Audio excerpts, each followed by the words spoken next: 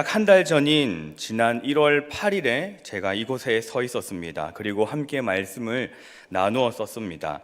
말씀을 나누면서 그 말씀이 우리 성도님들에게 도전이 되기를 원했습니다. 성도님들 안에서 그래, 내가 교회가 되어야지, 내 안에 무너진 성전을 세워야지 라는 그러한 결단이 있기를 바랬습니다. 물론 성도님들께 그러한 도전이 있었고 결단이 있으셨을 줄을 믿습니다. 그런데 성도님들의 그러한 도전보다는 제가 도전을 더 받고 있습니다. 제가 받은 도전은 한 사진으로부터 시작이 됩니다. 말씀을 시작하면서 보여드렸던 16년 전의 사진, 그 사진이 후폭풍이 좀 있습니다. 설교를 마치고 나니 저를 만나는 분마다 그게 목사님이 맞느냐 물어보시고 다시 그 몸을 만들어야 되는 거 아니냐라는 말을 하셨습니다. 그리고 심지어는 같이 사는 사람조차도 나는 그 몸을 한 번도 본 적이 없다라는 말을 하기도 했습니다. 그래서 도전을 받았습니다. 특별한 일이 없는 날이면 아침마다 운동을 가고 있습니다. 이런저런 많은 관심을 가져주시기에 나태해지지 아니하고 새벽마다 가고 있습니다. 감사합니다. 혹시 한 달 전에 말씀의 제목을 기억하십니까? 네, 감사합니다.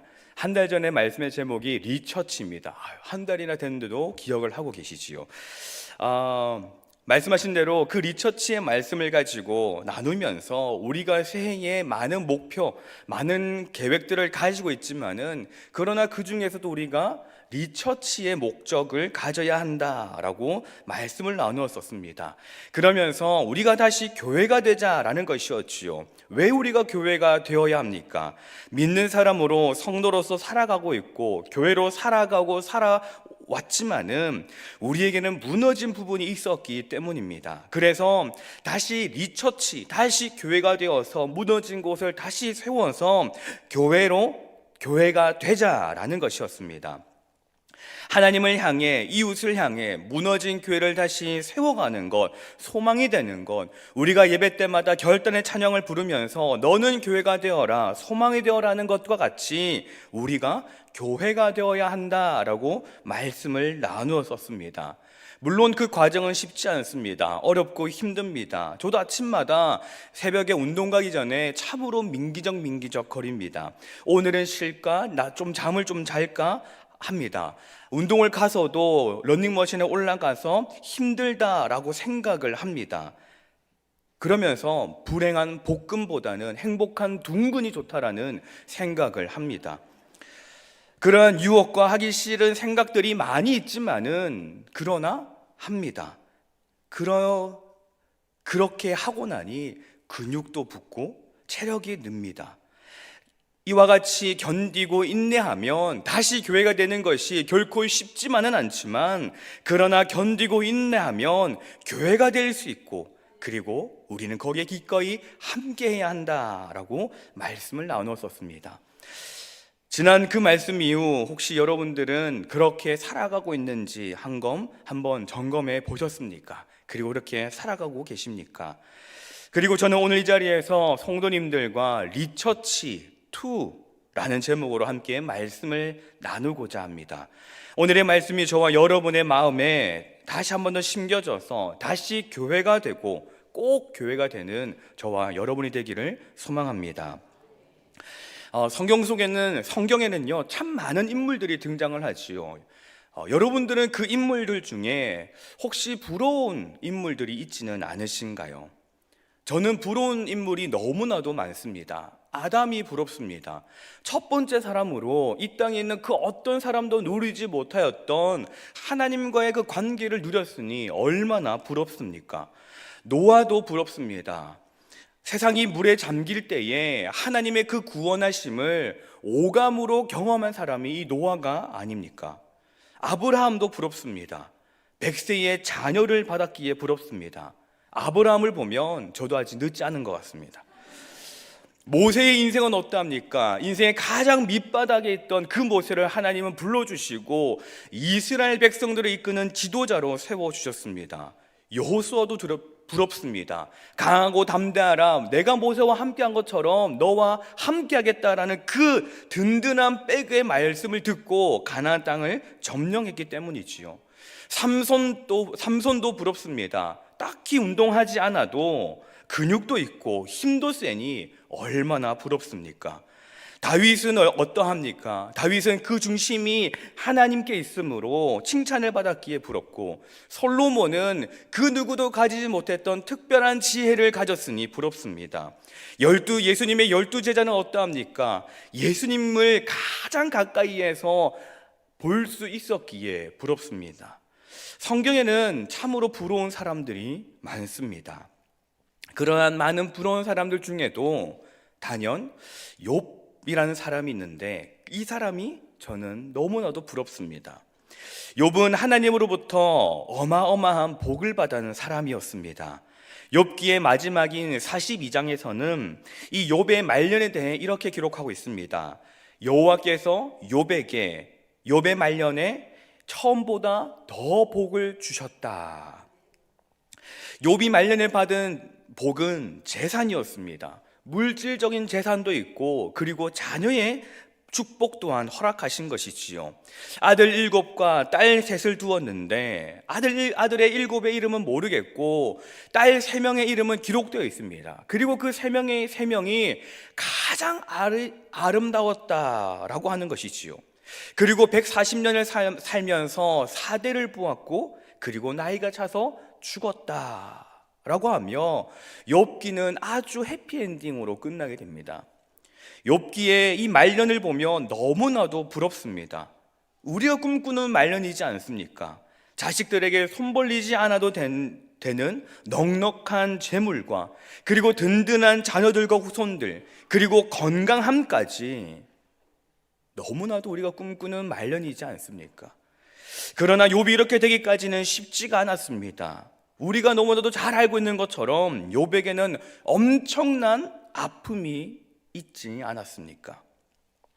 욥기 1장에서 욥에 대해 소개하는 것을 보면 욥은 큰 부자로 보여집니다. 그리고 그 모든 것이 평안했었습니다. 거기에 욥은 자신이 받은 그 모든 것들이 거저 주어진 것이 아니라 하나님께서 허락하신 것임을 알고 은혜임을 알고 사는 사람이었습니다. 그래서 욥은 하나님의 뜻대로 살기 위해, 말씀대로 살기 위해 부단히 노력한 사람이었습니다. 그런데 그 욥이 하루아침에 모든 것들을 잃어버리게 됩니다. 욥은 하루아침에 마음이 찢어지는 아픔을 경험했고, 육신의 병이 주는 고난을 경험하면서 자신 스스로를 망가뜨려 갔습니다.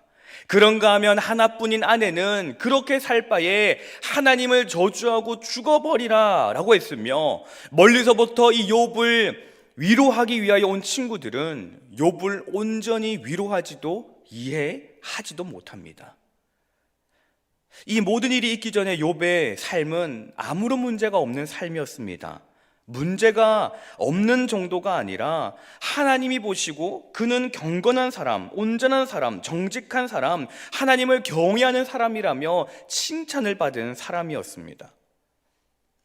그러기에 욥에게 일어난 그 모든 일, 욥이 했던 모든 것들, 특히 하나님 앞에서 했던 모든 것들이 자신이 당한 그 어려움으로 인하여서 무의미하게 다가오지는 않았을까요? 하나님의 존재에 대해 의심이 들지는 않았을까요? 자신에게 일어난 일은 어쩌면 자신의 삶과 존재를 부정하고 싶었을지도 모르는 그 욥은 하루아침에 모든 것들을 잃어버린 외톨이가 되어버렸습니다. 여러분, 우리는 어떠합니까? 여러분은 하나님으로부터 어떠한 은혜를 받았습니까? 그리고 여러분들이 하나님으로 받았던 은혜를 받은 것을 알고 있다면 그냥 그 은혜를 받은 것으로, 아는 것으로만 끝내며 살아가십니까? 모르긴 몰라도 여기에는 우리 모든 성도님들께서, 우리 모두는 하나님으로부터 엄청난 은혜를 받았을 것입니다. 당장 이곳에 저처럼 서 있는 것이 은혜이고 말을 할 수 있는 것이 은혜이지 않습니까? 여러분과 같이 의자에 앉아서 예배를 드릴 수 있는 것이 은혜이지 않습니까? 이것이 엄청난 은혜가 아니고 무엇일까요? 은혜의 크고 작음은 상대적인 겁니다. 우리가 숨쉬는 것과 예배를 드리러 이곳에 오는 것, 그것은 우리에게 아무런 어려움이 아니라서 큰 은혜가 되지 않을지 모릅니다. 그러나 보조기구가 없이 숨을 쉬지 못하는 사람, 거동이 불편하여 예배 자리에 가고 싶지만 가지 못하는 사람에게는 이것이 엄청난 은혜입니다. 그러기에 큰 은혜를 받았다라는 것보다는 하나님이 허락하신 그 은혜 그 자체가 중요한 겁니다. 꼭 무엇인가 엄청난 것, 기적과도 같은 일을 경험하지 않더라도 우리는 매일 매순간 하나님의 은혜를 누리며 살아가고 있습니다. 우리의 삶이 그저 은혜임을 고백하는 저와 여러분이 되기를 소망합니다. 이곳에 있는 우리는 하나님의 은혜를 알고 있습니다. 그래서 우리는 하나님을 섬기는 그 자리에 있고 하나님을 섬기는 것에 앞장서고 하나님을 예배하는 곳에 나와 있습니다. 우리는 그렇게 섬김의 자리, 예배의 자리에 순수한 마음으로 있으면서도 아주 조금은 바라는 것이 있지 않습니까? 큰 것 아니고 작은 것을 바라는데 그것은 형통이지 않습니까? 이 형통이라는 것은 교회를 다니는 사람이든 그렇지 않은 사람이든 모두가 좋아하는 것이 말입니다. 형통의 사전적 의미는 모든 일이 내 뜻과 같이 잘 되어져 가는 것이라고 합니다. 그래서 사람들은 말하기를 만사형통, 만사형통을 말합니다. 그렇다면 사람들이 말하는 그 만사형통은 어떠한 것입니까? 사람들은 형통을 단순히 이 세상적인 성공과 번영으로 정의해버립니다. 그래서 물질적인 풍요와 안정적인 삶이 곧 형통이라고 이해하고 말합니다. 그 결과 사람들이 생각하는 형통은 이 땅에서의 목적과 목표와 야망이 되어버리지요. 그렇다면 우리는 어떠합니까? 우리의 형통은 세상 사람들이 말하는 형통과는 다른 형통입니까? 여러분들은 형통하면 성경 속 어떠한 인물이 떠오르시나요? 저는 형통했을 때 가장 먼저 꿈쟁이 요셉이 떠오릅니다. 요셉의 전성기가 애굽의 총리인 것을 생각해 본다면 요셉의 인생이야말로 형통한 인생이라고 생각이 듭니다. 심지어 창세기 39장에서 이 요셉에 대해 이야기할 때에 성경은 요셉을 형통한 사람이라고 말하고 있습니다. 이러한 맥락에서 요셉의 이러한 형통한 삶을 가지고 요셉이라는 이름도 실제로 많지 않습니까? 제가 직접적으로 아는 요셉만 해도 여럿 있습니다. 전국적으로 모이는 큰 수련회를 가보면요, 명찰에 온갖 요셉들이 다 있습니다. 왜 우리는 요셉을 그렇게 좋아하는 것일까요? 형통한 사람이기 때문입니다. 세상이 말하는 것과 같이 모든 일이 뜻과 같이 잘 되어가는 것, 잘 되는 삶을 산 사람이 요셉이기 때문에 요셉을 좋아합니다. 그래서 우리도 기도하지요. 형통의 복을 달라고 기도합니다. 우리의 가정이 형통하게 해달라. 우리의 자녀가 형통하게 해달라. 하는 사업이 형통하게 해달라. 건강의 형통을 달라. 물질의 형통을 달라. 우리는 형통의 기도를 많이 하고 있습니다. 그렇게 형통을 구하며 기도하는 우리가 만나는 이 세상의 일은 어떠한 일입니까? 새벽 기도를 나오고 여러 예배에 참여하고 사랑방 모임에도 열심히 참석합니다. 교회의 여러 곳에서 헌신과 섬김을 하면서 여러분들은 늘 형통만을 만나십니까? 날마다 잘 되고 잘 되어서 어제도 잘 되고 오늘도 잘 되고 내일도 잘 될 것입니까? 우리의 삶을 생각해 보면 그렇지 않습니다. 우리는 때로는 비현실적인 꿈과 같은 어려움을 만나기도 합니다. 마치 욥과 같이 말이지요. 그렇다면 여러분, 그것은 잘못된 것 아닙니까? 우리는 형통을 위해 기도했는데, 우리는 모든 일이 잘 되어져 가기를 기도했는데 그렇지 못했으니 형통하지 않은 것 아닙니까? 우리가 만난 현실이 욥과 다른 것이 무엇입니까? 성도님들의 가정마다 있는 여러분들이 마주한 그 현실과 욥이 만난 현실의 다른 것이 무엇입니까? 우리의 현실은 형통과 거리가 멀어 보입니다. 우리가 형통을 원한 것이 잘못입니까? 우리가 아무것도 하지 않은 채 꽁으로 그 형통을 달라고 한 것도 아닙니다. 우리는 예배도 열심히 드렸고 기도도 열심히 했고 헌신과 봉사도 열심히 했는데 왜 우리는 그렇게 형통과 먼 삶을 삽니까? 성도님들은 어떻게 생각하시나요? 여러분들의 삶은 형통입니까? 불형통입니까? 혹 나의 삶이 형통하지 않다고 느낀다면 나는 좀 더 주님을 봐야 합니다. 나는 조금 더 주님을 의지해야 합니다. 나는 조금 더 주님을 붙잡아야 합니다. 나는 더 그분을 의지해야 합니다. 나는 나의 하나님을 신뢰해야 합니다. 나는 나의 하나님 그분 자체를 따르고 섬겨야 합니다. 나는 하나님과 더 가까이 해야 합니다. 그것이 형통입니다. 우리는 어느새 나도 모르게 세상이 말하는 그 형통으로 이 땅을 살아가고 있을지도 모릅니다. 성경이 말하고 있는 형통을 잊어버린 채 세상이 말하는 그 형통만을 기억하고 형통하게 해달라고 기도하는 것이 우리의 모습일지도 모릅니다. 형통의 대명사인 요셉의 삶을 돌아보면 그 삶은 결코 형통한 삶이 아니었습니다. 아버지의 그 사랑을 독차지했지만 10명의 형들에게는 미움을 받았습니다. 애굽의 노예로 팔려가게 되었지요. 애굽에 팔려가서 노예로서 살아가면서도 인정을 받는가 싶었는데 누명을 써서 감옥에 갇히는 신세가 됩니다. 언제 풀려날지 모르는 그 감옥, 아니 풀려나는 것을 생각도 못합니다. 언제까지 이곳에 있어야 할지 모르는 시간을 감옥에서 보내게 되었습니다. 여기 결과만 보면 요셉의 인생은 형통입니다. 애굽의 총리라는 것만 보면 형통한 삶이 맞습니다. 그러나 요셉의 인생의 전반적인 부분에는 형통이라는 것은 없습니다. 그럼에도 불구하고 여러분들의 자녀와 손주들의 이름을 요셉이라고 짓고 싶으십니까? 요셉의 인생에는 총리만 있지 않습니다. 요셉의 인생에는 엄청난 고난도 있습니다. 그럼에도 성경은 요셉을 형통한 사람이라고 말합니다. 왜 성경은 요셉을 형통한 사람이라고 할까요? 창세기 39장 2절 3절 말씀을 같이 한번 읽어보겠습니다. 여호와께서 요셉과 함께 하심으로 그가 형통한 자가 되어 그의 주인 애굽 사람의 집에 있으니 그의 주인이 여호와께서 그와 함께 계심을 보며 또 여호와께서 그의 범사에 형통하게 하심을 보았더라. 아멘. 39장 23절의 말씀도 같이 읽어보겠습니다. 간수장은 그의 손에 맡긴 것을 무엇이든지 살펴보지 아니하였으니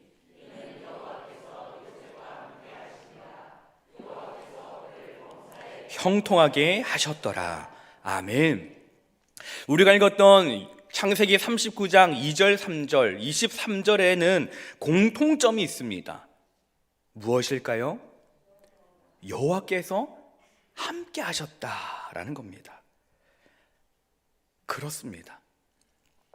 요셉은 자신이 형들에게 미움을 받던, 그래서 애굽의 종으로 팔려갔던, 억울한 누명을 써서 감옥에 갇혔던, 그리고 그것에서 언제 나올지 모르는 그 상황 속에서도 요셉은 모든 상황 속에서 하나님을 신뢰했습니다.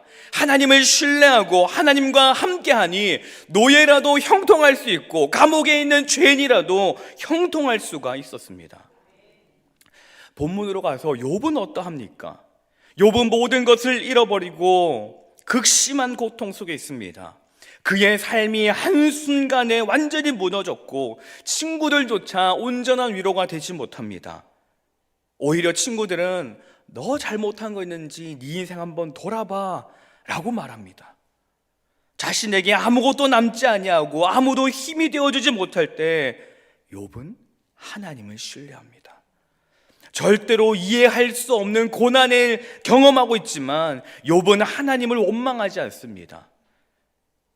욥이 우리에게 어떠한 모습을 보여줍니까? 욥기 1장 20절 22절 말씀을 같이 한번 읽어보겠습니다. 성경책에 있는 욥기 1장 20절에서 22절 말씀 같이 한번 읽어보겠습니다. 시작. 욥이 일어나 겉옷을 찢고 머리털을 밀고 땅에 엎드려 예배하며 이르되 내가 모태에서 알몸으로 나왔사온즉 또한 알몸이 그리로 돌아가올지라. 주시니도 여호와시요 거두시니도 여호와시오니 여호와의 이름이 찬송을 받으실지니이다 하고 이 모든 일에 욥이 범죄하지 아니하고 하나님을 향하여 원망하지 아니하니라. 아멘.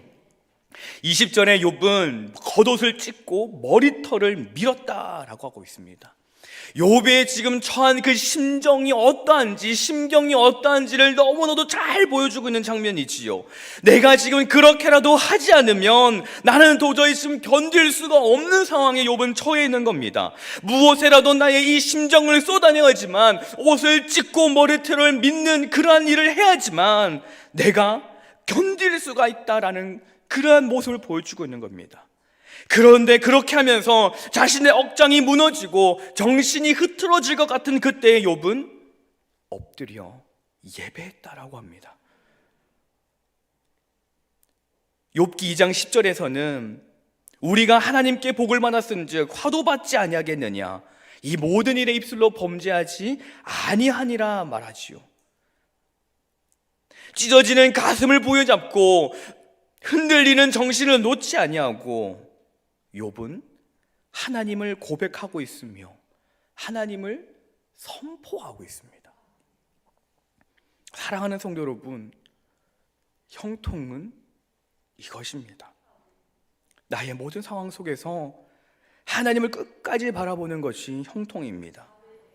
우리는 세상의 기준으로 형통을 보지 말아야 합니다. 하나님이 함께 하시는 삶, 하나님과 함께하는 삶이 진정한 형통임을 깨달아야 합니다. 우리가 바라는 것, 가정의 형통, 자녀의 형통, 직장의 형통과 건강과 물질의 형통보다 더 중요하며 참된 형통은 하나님을 더욱 가까이 하는 것, 그것임을 기억하는 저와 여러분이 되기를 소망합니다. 마태복음 5장에는 팔복의 말씀이 나옵니다. 거기에서 예수님은 우리에게 말씀하실 때에 너희가 형통하고자 하는 것들에 대하여 말씀하시면서 우리가 생각하는 것들을 말씀하지 않으십니다. 오히려 그것과 반대되는 것들을 말씀하시지요. 우리 마태복음 5장 3절에서 10절의 말씀을 같이 한번 읽어보겠습니다. 마태복음 5장 3절부터 10절입니다. 심령이 가난한 자는 복이 있나니 천국이 그들의 것이미요, 애통하는 자는 복이 있나니 그들이 위로를 받을 것이미요, 온유한 자는 복이 있나니 그들이 땅을 기업으로 받을 것이미요, 의에 줄이고 목마른 자는 복이 있나니 그들이 배부를 것이미요, 긍휼히 여기는 자는 복이 있나니 그들이 긍휼히 여김을 받을 것이미요, 마음이 청결한 자는 복이 있나니 그들이 하나님을 볼 것이미요, 화평하게 하는 자는 복이 있나니 그들이 하나님의 아들이라 일컬음을 받을 것이미요, 의를 위하여 박해를 받은 자는 복이 있나니 천국이 그들의 것임이라. 아멘. 여러분, 팔복의 말씀을 보면요, 세상이 말하고 우리가 알고 있던 형통과는 거리가 멉니다. 심령이 가난한데 왜 복이 있고 애통하는데 왜 복이 있습니까? 온유한 것이 무엇이 복이고 의에 줄인 것이 무엇이 복입니까? 내 코가 석자인데 누구를 긍휼히 여깁니까? 매번 나는 찔림을 맞고 핍박받는데 어떻게 화평할 수 있습니까? 그러나 주님은 말씀하시기를 모든 것을 통하여 우리가 형통할 것이라고 말씀하십니다. 천국이 그들의 것이고 위로를 받을 것이고 땅을 기업으로 받을 것이며 배부를 것이고 긍휼히 여김을 받을 것이고 하나님을 볼 것이고 하나님의 아들이라 일컬음을 받을 것이고 천국이 그들의 것이라 말씀하십니다. 팔복의 끝 11절에는요, 나로 말미암아 박해를 받고 욕을 먹고 막 그렇게 말씀하십니다. 나로 말미암아 나와 함께하는 자는, 그렇게 말씀하시는 것이지요. 그러나 그러한 자가 복이 있다 말씀하십니다. 진정한 형통은 주님과 함께하는 것입니다. 진정한 형통은 주님으로 인해 욕을 먹고 박해를 받아도 주님과 함께하는 것입니다. 진정한 형통은 우리를 불구덩이에서 건져내주지 않더라도 주님을 바라보는 것입니다. 진정한 형통은 내 직장의 문제가 해결되지 않더라도 주님을 바라보는 것이지요. 진정한 형통은 나의 육신에 고통이 있을지라도 낙심하지 않냐고 주님을 바라보는 것입니다. 진정한 형통은 내 삶이 예수를 믿어 잘되고 복받는 게 아니라 할지라도 끝까지 주님과 함께하는 것입니다. 말씀을 맺겠습니다. 그래서 왜 제목이 리처치 2일까요? 우리가 교회가 되기 위해서는 삶의 방향과 시선을 다시 잡아야 하기 때문입니다. 2025년 우리는 이전과 똑같은 형통을 가지고 기대하고 기도하고 있었을지도 모릅니다. 그러나 2025년 다시 지어져 가야 할 내 안의 교회는 이전과 똑같은 형통을 구하는 것이 아니라 진정한 형통, 주님과 함께하는 형통을 구하는 교회가 되어야 합니다. 여러분, 우리 다시 교회가 됩시다. 세상의 말에 미혹되어 잘못된 형통을 구하는 것이 아니라 언제나 항상 언제든지 하나님과 함께하는 것이 진정한 형통임을 깨달아 오늘 욥의 고백이 나의 고백이 되고 여러분들의 고백이 되기를, 그리고 그렇게 선포하기를 소망합니다. 초등학교 시절 저는 자기 전에 음악을 듣고 자는 습관이 있었습니다. 꽤 고급진 습관이지요. 그때는 음악을 CD로 들었던 시절인데요. 제가 잠을 자기 전에 자주 들었던 그 찬양 연주 CD 중후반쯤에는 한 나레이션이 등장을 합니다. 그리고 저는 그 나레이션, 그 기도문을 읽어드리고 오늘의 말씀을 마무리할까 합니다. 이 기도는 2차 세계대전 당시 어느 한 군인의 기도입니다.